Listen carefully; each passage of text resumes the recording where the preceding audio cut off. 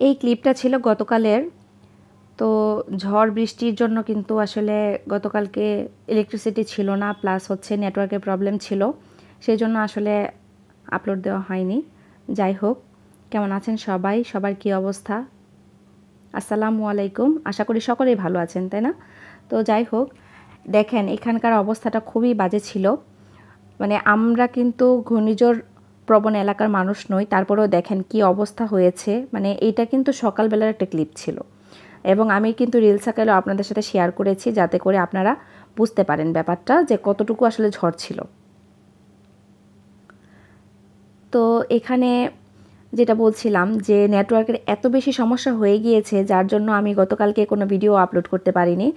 কিছু কিছু ক্লিপ নিয়েছি। এই যে আমাদের বাসায় আসলে পুঁই শাক আনা হয়েছিল। পুঁই শাকটা কিন্তু দেখতে খুব একটা সুন্দর না, কেমন জানি ছিল, মানে একটু দাগ দাগ ছিল। তারপরেও আসলে একটা জিনিস আমার হাজব্যান্ডের পছন্দ হলে সেটা তার মানে একদিন খেলে পরদিন দেখবেন যে ওই জিনিসটাই নিয়ে আসছে। এবং বেগুনও এনেছিল, ভেবেছিলাম বেগুন দিয়ে কিছু একটা রেসিপি করব। ওই গতকালকের ক্লিপটা তো শেয়ার করছি, ভাবছিলাম যে হচ্ছে খিচুড়িটা রান্না করব, কিন্তু আসলে খিচুড়িটা করা হয়নি, পরে ভাতই করে ফেলেছি। তো যাই হোক, ওগুলো আপনাদের সাথে শেয়ার করব কি কি টাইপের আসলে সবজি ছিল এখানে। আর হচ্ছে কাঁকরোলও ছিল, ঢ্যাঁড়স ছিল, এগুলোই নিয়ে এসেছে।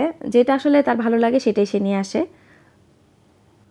তো সাথে আবার কাঁচামরিচও ছিল। আমি যে একদিন এনেছি পাকা কাঁচামরিচ দেখে, সেই দেখে কিন্তু আবারও সে এই পাকা কাঁচামরিচ নিয়ে এসছে। দেখতেই পাচ্ছেন যে বেশিরভাগগুলোই পাকা।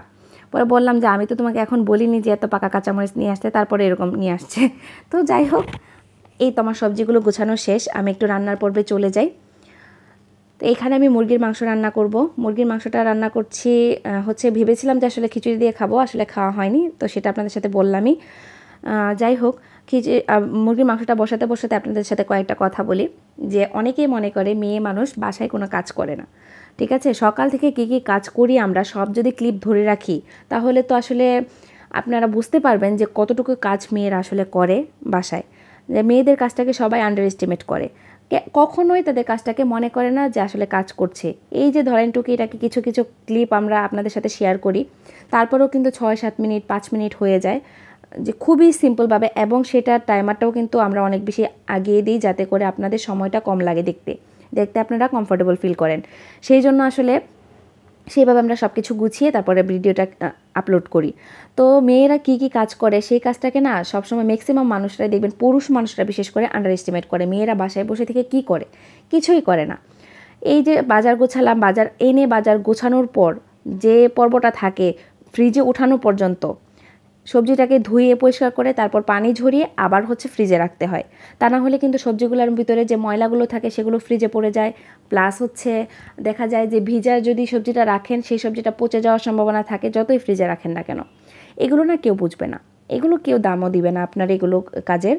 যাই হোক, নর্মালি ধরেন ঘুম থেকে ওঠার পরে দেখা যায় যে একটা চা খেলেও কয়েকটা পাত্র নষ্ট হয়ে যায়। আপনি রুটি পরোটা করলেন আর চা করলেন, তারপরেও কিন্তু কয়েকটা পাত্র নষ্ট হয়ে যায়।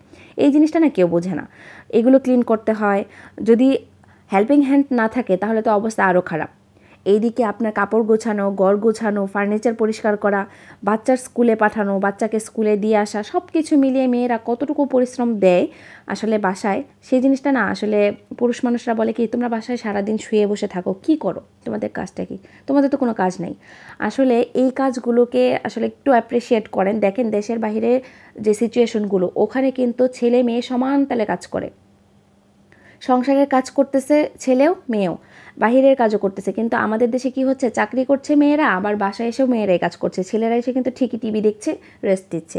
ওদের মেডিকেল ছুটি আছে, ছেলেদের কিন্তু মেডিকেল ছুটি আছে, আর মেয়েদের কিন্তু মেডিকেল ছুটি নেই। মেয়েরা সারা বছরে অসুস্থ হলে মেডিকেল ছুটি নিতে পারে না। ধরেন 1 ঘন্টা শুয়ে আছে, 5 ঘন্টা কাজ করতে হচ্ছে অসুস্থ থাকলেও, আর সুস্থ থাকলে তো কথাই নেই।